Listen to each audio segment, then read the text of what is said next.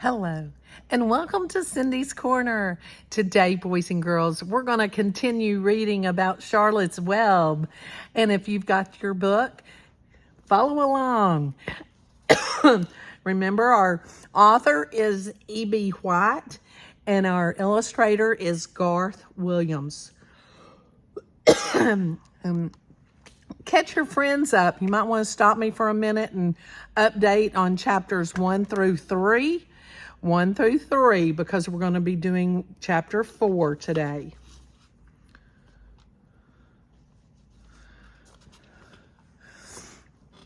Wilbur has made it back to his yard. And did he follow the goose's instructions at first? And then he was not following, was he? No, he wanted back, and he followed Mr. Zuckerman back to the yard. Chapter 4 is loneliness. The next day was rainy and dark. Rain fell on the roof of the barn and dripped steadily from the eaves. Rain fell in the barnyard and ran in crooked courses down into the lane where thistles and pigweed grew. Rain spattered against Mr. Zuckerman's kitchen windows and came gushing out of the downspouts. Rain fell on the backs of the sheep as they gazed in the meadow. When the sheep tired of standing in the rain, they walked slowly up the lane and into the field. Rain upset Wilbur's plans. Wilbur had planned to go out this day and dig a new hole in his yard. He had other plans too. His plans for the day went something like this. Breakfast at 6:30. Skim milk, crust, middlings, bits of donuts, wheat cakes with drops of maple syrup sticking to them, potato skins, leftover custard pudding with raisins, and bits of shredded wheat. Breakfast would be finished at 7. From 7 to 8, Wilbur planned to have a talk with Templeton, the rat that lived under his trough. Talking with Templeton was not the most interesting occupation in the world, but it was better than nothing. From 8 to 9, Wilbur planned to take a nap outdoors in the sun. From 9 to 11, he planned to dig a hole or trench and possibly find something good to eat buried in the dirt. From 11 to 12, he planned to stand still and watch flies on the boards, watch bees in the clover, and watch swallows in the air. 12 o'clock, lunchtime. Middlings, warm water, apple parings, meat gravy, carrot scrapings, meat scraps, stale hominy, and the wrapper off a package of cheese. Lunch would be over at 1. From 1 to 2, Wilbur planned to sleep. From 2 to 3, he planned to scratch itchy places by rubbing against the fence. From 3 to 4, he planned to stand perfectly still and think of what it was like to be alive and to visit with Fern. At 4 would come supper, skim milk, provender, leftovers, sandwich from Lurvy's lunchbox, prune skins, a morsel of this, a bit of that, fried potatoes, marmalade drippings, and a little bit of this and a little more of that, a piece of baked apple, a scrap of upside-down cake. Wilbur had gone to sleep thinking about these plans. He awoke at 6 and saw the rain, and it seemed as though he couldn't bear it. I get everything all beautifully planned out, and it has to go and rain, he said. For a while, he stood gloomily indoors. Then he walked to the back to the door and looked out. Drops of rain struck his face. His yard was cold and wet. His trough had an inch of rainwater in it. Templeton was nowhere to be seen. "Are you out there, Templeton?" called Wilbur. There was no answer. Suddenly, Wilbur felt lonely and friendless. One day, just like another, he groaned. "I'm very young. I have no real friends here in the barn. It's going to rain all morning and all afternoon, and Fern won't come in such bad weather. Oh, honestly." And Wilbur was crying again for the second time in 2 days. At 6:30, Wilbur heard the banging of a pail. Lurvy was standing outside in the rain, stirring up breakfast. "Come on, pig," said Lurvy. Wilbur did not budge. Lurvy dumped the slops, scraped the pail, and walked away. He noticed that something was wrong with the pig. Wilbur didn't want food. He wanted love. He wanted a friend, someone who would play with him. He mentioned this to the goose, who was sitting quietly in the corner of the sheepfold.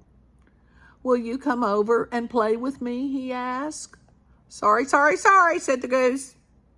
"I'm sitting on my eggs, 8 of them. Gotta keep them warm, toasty, oasty warm. I have to stay right here.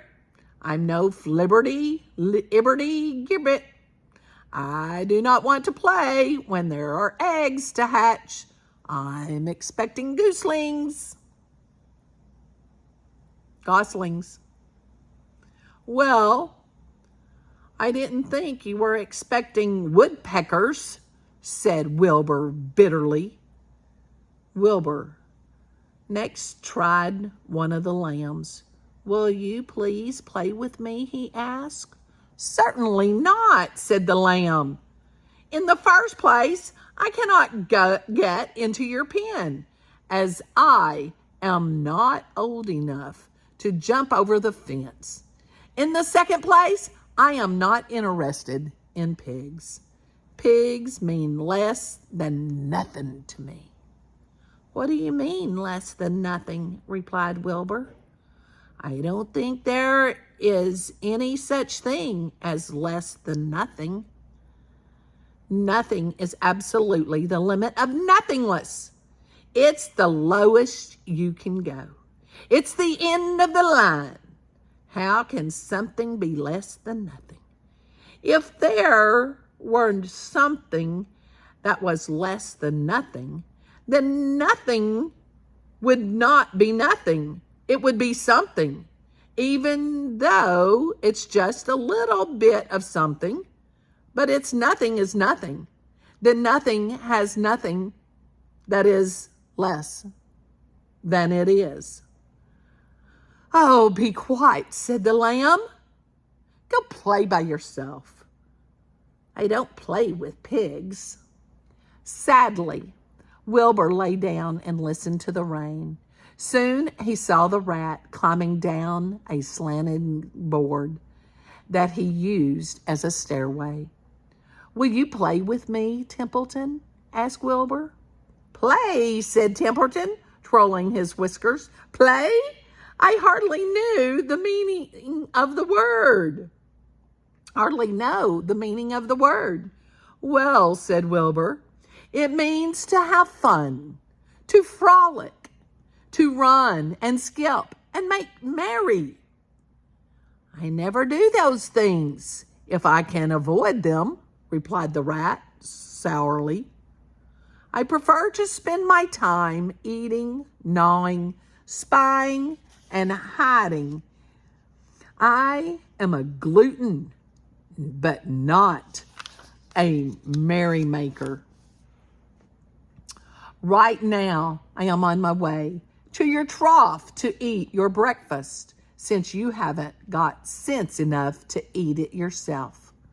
And Templeton the rat crept stealthily along the wall and disappeared into a private tunnel that he had dug between the door and the trough in Wilbur's yard.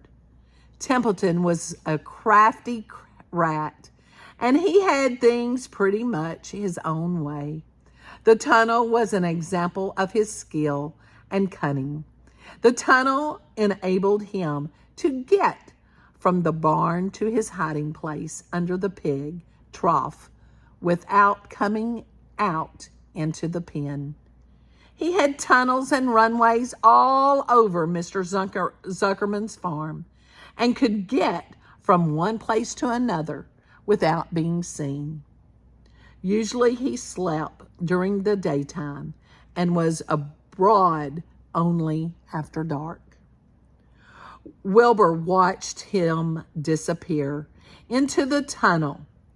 In a moment, he saw the rat's sharp nose poke out from underneath the wooden trough. Cautiously, Templeton pulled himself up over the edge of the trough. This was almost more than Wilbur could stand on this dreary, rainy day, to see his breakfast being eaten by someone else.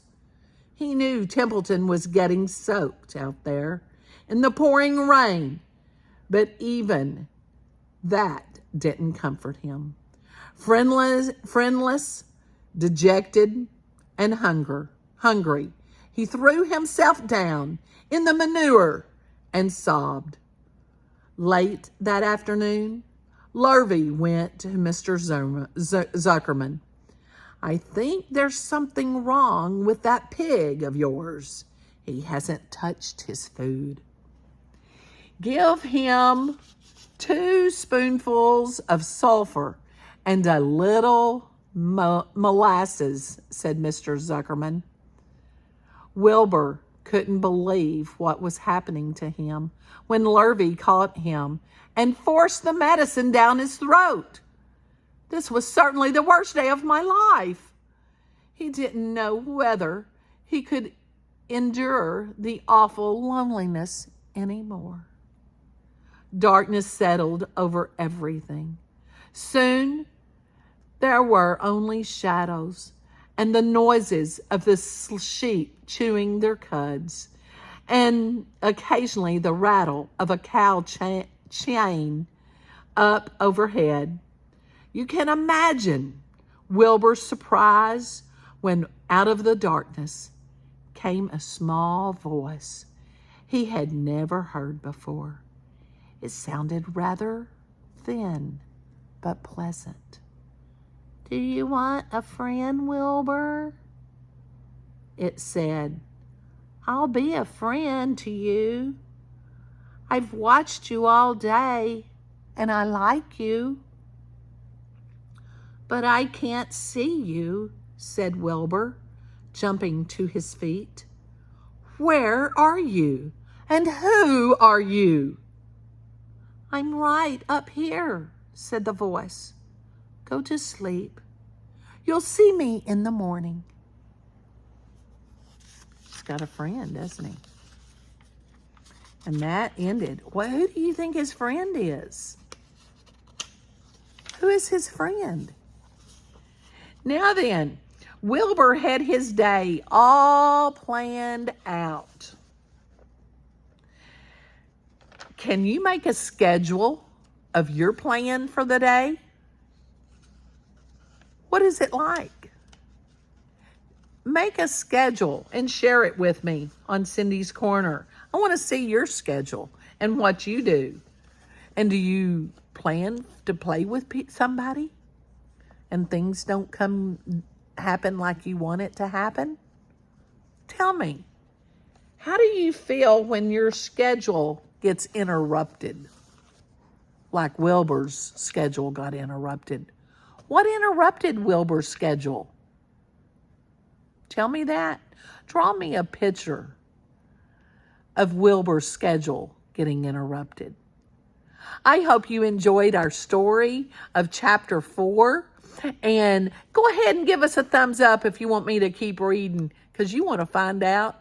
If you want to find out who wants to be Wilbur's friend, give me a thumbs up. I'm counting my thumbs up on this one. Have a great day. And most important, give somebody a hug and tell them you love them.